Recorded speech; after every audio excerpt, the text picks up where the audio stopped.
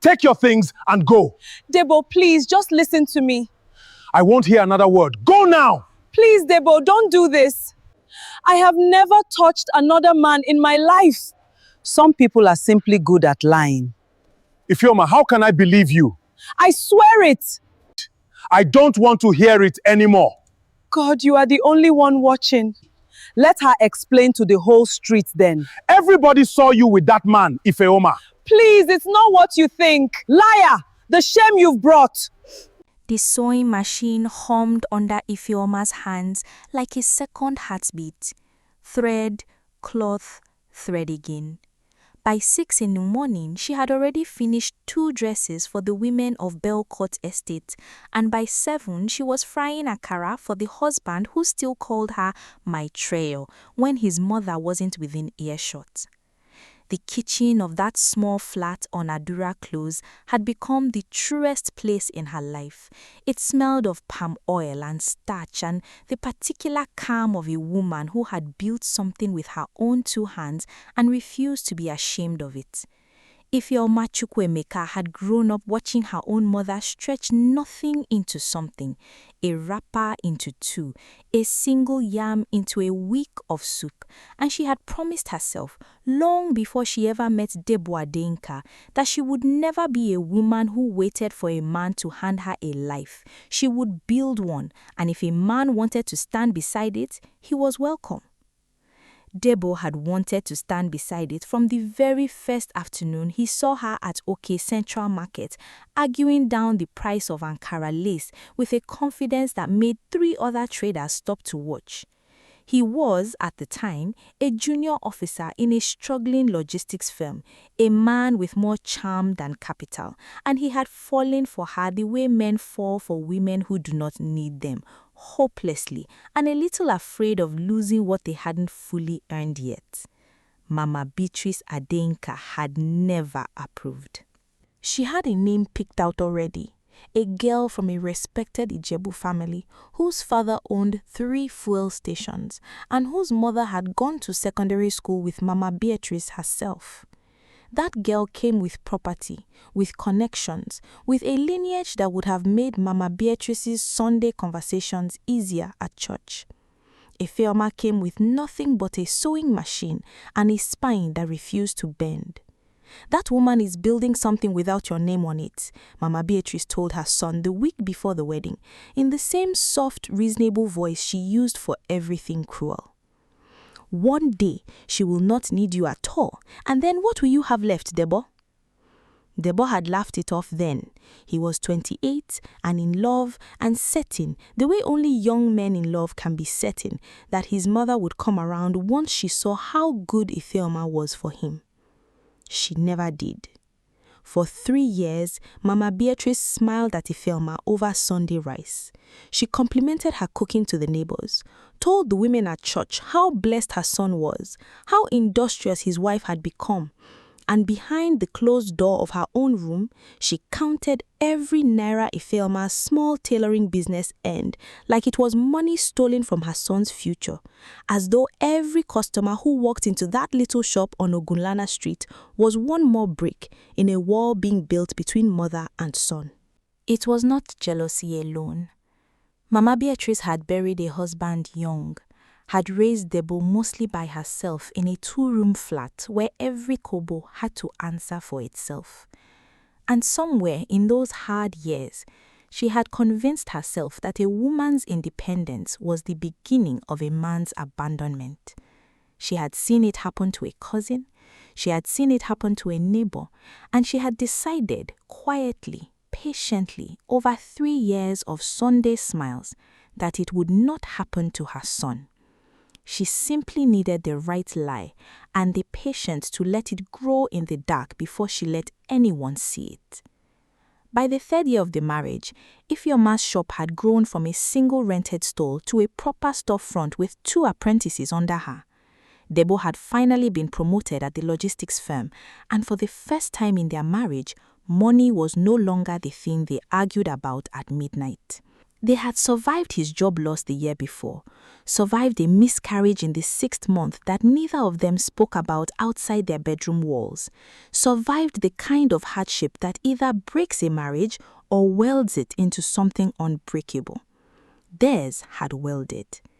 "You don't know how proud I am of you," Debo told her one evening, watching her hem a wedding gown by lamplight because the estate had taken the light again. It was everybody that said married beneath himself. "Look at us now." "Nobody said that to your face," Ifeoma said, not looking up from the fabric. "They didn't need to. I have ears, Ifeoma. I have a mother." It was the closest he had ever come to acknowledging what they both already knew, that Mama Beatrice had never truly welcomed her into the family, only tolerated her, the way one tolerates weather one cannot control. Ifeoma let the comment pass, the way she let most things about her mother-in-law pass. She had chosen, long ago, that peace in her own home mattered more than winning arguments about a woman who would never change. She did not yet understand what that peace would cost her. Mama Beatrice found Kingsley Obi on a Tuesday in the dry season, at the far end of OK Central Market, where the fabric sellers with the least capital were forced to set up, men who bought on credit and sold on prayer. Kingsley owed money to nearly every major supplier in that market. He owed the landlord of his single room. He owed, most painfully, a debt to his late father's memory that he had never managed to repay by becoming the man his father believed he could be. He was, in short, exactly the kind of desperate that made a woman like Mama Beatrice's offer sound less like manipulation and more like mercy. "I only need you to be seen," she told him over a cup of Fanta she bought to seem generous. Not touched, not spoken of badly, just seen, close to her, laughing, the way a man laughs with a woman he knows too well. Let the wrong eyes catch it, that is all. "Seen with who, Mama?" "My son's wife, Ifeoma. She buys her lace from suppliers like you. It would not be strange for the two of you to talk." Kingsley should have asked why. He should have asked what a woman like this stood to gain from destroying a marriage that had never involved him. Instead, he did the arithmetic of a desperate man, the amount she was offering against the debts strangling him, and told himself it was harmless. A performance. Nobody would truly be hurt by a conversation and a laugh in a public market. He was wrong, and some small part of him knew it even as he shook her hand. The performance happened on a Thursday, 3 weeks later, under the white afternoon sun of OK Central Market. Ifeoma was negotiating lace prices at Kingsley's store, genuinely, innocently, because his prices were fair and his fabric was good. The same reasons she had bought from him twice before without incident. Kingsley made a joke about the lace being older than both their marriages combined. It was in truth a foolish joke, not even a good one, but Ifeoma laughed the way she laughed at most foolish jokes, freely, without calculation, because she had never learned to perform suspicion of herself. He rested his hand briefly on the table beside hers as he leaned in to point out a tear in the fabric she should avoid. A neighbor from Belcourt Estate, a woman named Comfort, who had never liked Ifeoma, who had watched her build a business from nothing while her own daughter struggled to sell recharge cards, saw the laughter, the closeness, the hand near the table from 2 stalls away. By evening, in the way stories grow teeth as they travel, the story had become something else entirely. A hand on a hand, a laugh that lingered too long, a closeness that no married woman should have with a man who was not her husband. Mama Beatrice made certain that Debo heard the version with the most teeth of all, and she did not deliver it as gossip. She delivered it as grief, as a mother reluctantly forced to protect her son from a truth too painful to withhold. "I did not want to be the one to tell you this," she said, holding his hands the way she used to when he was small and frightened of storms. but I love you too much to let you walk blind into your own shame. Debo came home that evening, already convinced. He did not ask Ifeoma to explain first. He asked the compound to witness her shame instead, because a wounded man surrounded by an audience feels less like a fool and more like a judge. Neighbors gathered at the gate as he shouted. Comfort stood near the front, arms folded, satisfaction disguised as concern. Other faces peered from windows and doorways, drawn by the particular electricity of a marriage falling apart in public. Everybody saw you, Ifeoma, Debo said, his voice cracking somewhere between fury and heartbreak. At the market with that man laughing with him, like what, Debo? Ifeoma's voice was steady, even as her hands were not. Like a customer buying lace from a supplier I have bought from twice before. Ask anyone at that market what actually happened. I don't need to ask anyone. I have eyes. I have a mother who loves me enough to tell me the truth even when it hurts her to say it. Ifeoma looked past him toward the veranda, where Mama Beatrice stood with her arms folded and her face arranged into something that could pass, to anyone who didn't know her, for sorrow. Ask her why she is so calm, Ifeoma said quietly. Ask her why this story reached you before it reached me.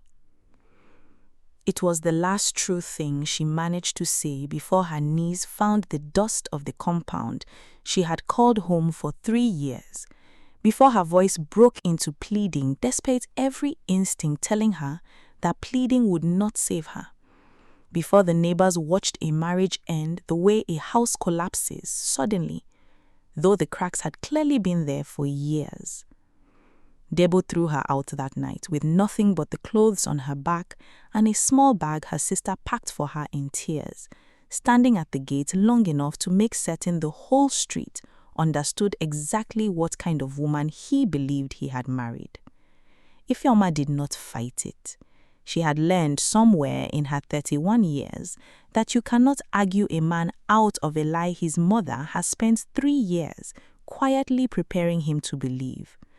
Arguing only proves, to a mind already made up, how skilled the accused is at lying. She went to her sister Nkechi's one-room apartment on the far side of Lagos, past the bridge where the traffic never truly stopped, and she cried until she had no more tears left to give the situation. Nkechi did not ask questions that first night. She simply held her sister on a mattress too small for 2 grown women and let her shake until the shaking stopped on its own. By morning, because grief does not pay rent and hunger does not wait for hearts to heal, Ifeoma picked up a needle again, this time borrowed, this time in a room that was not hers, sewing mending jobs for neighbors who paid in small notes and sympathy she did not ask for. The suffering did not end quickly, and it did not end kindly. Debo did not call. Mama Beatrice made certain of that, feeding him fresh doubts every time his resolve wavered late at night, reminding him of the laughter she claimed to have witnessed herself, though she never had, embellishing details each time she retold the story, until even she seemed to believe her own invention. Ifeoma's shop on Ogunlana Street, without her daily presence and without the rent money that had depended on both their incomes, closed within 2 months. Her 2 apprentices found work elsewhere. The sign she had painted herself, Ifeoma Stitch, in careful gold letters, was papered over by a phone accessories dealer before the year was out.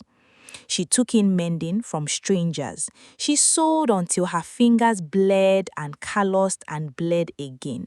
She slept on Nkechi's floor, on a thin foam mattress that left her back aching every morning. And she told herself, night after night, staring at the water-stained ceiling, that dignity was the only thing nobody had managed to take from her yet. There were nights she considered going back, not to Debo, but to her own family, to the village her mother had left decades before, to disappear into a life where no one knew her name or her shame. There were nights she considered simply disappearing altogether, the way wounded things sometimes crawl away from everyone who might see them suffer. Nkechi refused to let her sister vanish into that grief.